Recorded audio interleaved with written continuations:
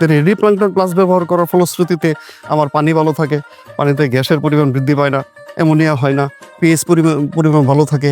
আমার এই পুকুরে প্রাকৃতিক খাবার উৎপন্ন হয় এবং এই ওয়েট গ্রোথ প্লাসটা ব্যবহার করতে মাছের ওজনটা বৃদ্ধি হয়। হ্যাঁ, তাতে দেখা যায় কি আমার পার বছরে এই 30 একর জমি থেকে আমার মিনিমাম 90 লক্ষ টাকা 90 টাকা হয়। আমার খরচ টরচ বাদ দিয়ে 90 লক্ষ টাকার মতো আমার প্রফিট থাকে।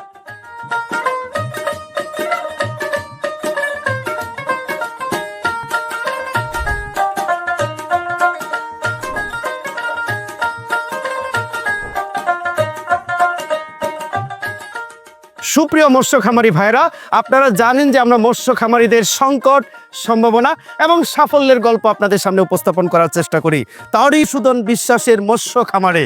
তো চলুন তার মুখেই সফলতার গল্প শুনি। মধুদা, কেমন আছেন? জি, ভালো আছি। তো দাদা, আমরা যখন এসেছি, আসার পরে আপনার এই এলাকায় অনেক মানুষের মুখে আপনার সফলতার গল্প শুনছি। তো আপনার এই যে মৎস্য খামারে আসার গল্পটা শুনতে চাই। আমি মূলত এই মৎস্য খামারে ব্যবসাটা শুরু করেছি 15 বছর যাবত। 15 বছরের মধ্যে আমি 12 বছর পর্যন্ত এই মৎস্য খামারের ব্যবসা করে সফলতা লাভ করতে পারিনি। তার কারণ হলো যে আমি সঠিকভাবে ওষুধ পাইতাম না পাওয়ার দরুন আমার খামারের মাছ দেখা যেত মারা যেত, পচন রোগ ধরে যেত, তারপরে পুকুরে অ্যামোনিয়া গ্যাসের পরিমাণ বেড়ে যেত। এই বেড়ে যাওয়ার প্রেক্ষিতে আমি দেখা গেল বিভিন্ন কোম্পানির ওষুধ আমি প্রয়োগ করেছি। বিভিন্ন কোম্পানির লোকজন আমার এইখানে আসছে, প্রাইভেট কার্ডে আসছে, আইসা এই পরামর্শ দিচ্ছে, ওই পরামর্শ দিচ্ছে। আমি কোম্পানির নামটা নাই বললাম।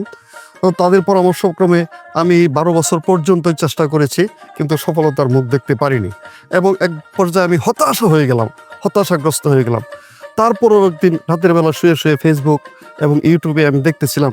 তো ইউটিউব দেখার পরিপ্রেক্ষিতে আমি একটি সচিত্র প্রতিবেদন পেলাম। সেই সচিত্র প্রতিবেদনের মধ্যে আমি 2টি প্রোডাক্টের নাম পেলাম। একটা হচ্ছে রেডি প্লাঙ্কটন প্লাস, আরেকটা হচ্ছে ওয়েট গ্রোথ প্লাস।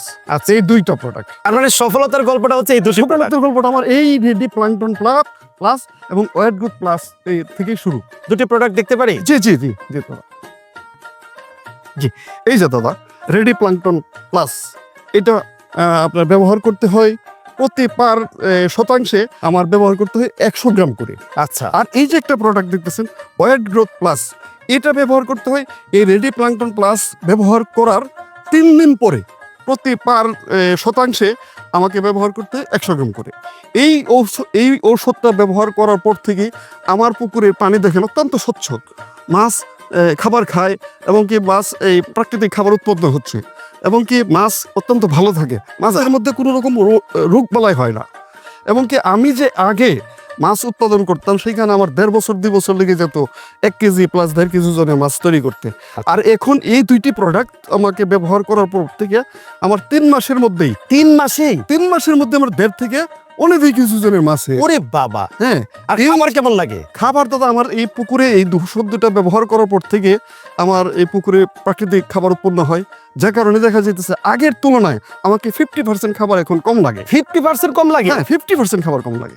আচ্ছা দাদা, আমরা যে শুনেছি শীত গ্রীষ্মে মাছের বৃদ্ধি একরকম হয় না। না দাদা, এটা আমিও আগে মানুষের কাছ থেকে শুনেছি এবং এটা আগে আমি বিশ্বাস করতাম, কিন্তু আমি বিগত 3 বছরের মধ্যে এই 2টা প্রোডাক্ট ব্যবহার করার পরবর্তীতে শীত গ্রীষ্ম এইটার মধ্যে আমি কোনো পার্থক্য পাই নাই।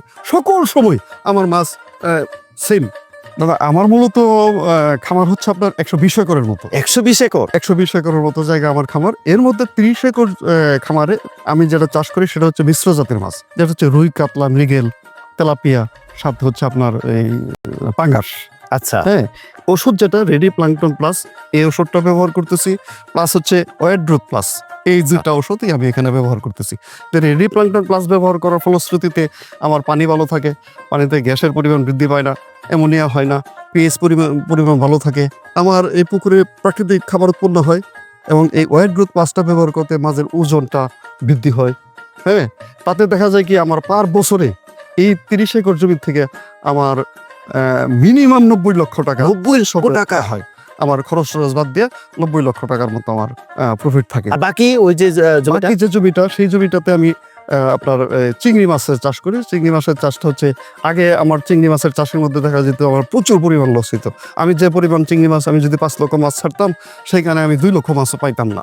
তাই কিন্তু এই দুইটা খাবার আমি ব্যবহার করার পর থেকে আমার যে পরিমাণ মাছ আমি ছাড়তাম পানিতে সেই পরিমাণ মাছে আমি পাইতাম, এবং মাছের মধ্যে আগে যেমন ফুলকা পচা লেস পচা হয়তো সেটা কিন্তু আর আমার হচ্ছে না। তাই এমনকি মাছ আমার জাত দিই তাই ঠিক থাকতো, বাতে আমার ওইটাতেও মোটামুটি আলহামদুলিল্লাহ ভালো একটা প্রফিট। আচ্ছা যারা মৎস্য চাষ করে সফল হতে পারছে না তাদের জন্য পরামর্শ কি? তাদের জন্য পরামর্শ হলো আমার আশপাশে যতগুলো খামার আছে এই সব প্রত্যেকটা খামারের মধ্যেই আমি এই পরামর্শটাই তাদেরকে দিই। তারা আমার কাছে আসে যে আমরা লস খাইতেছি ব্যবসা করে, আর তুমি কিভাবে প্রফিটেবল হচ্ছ।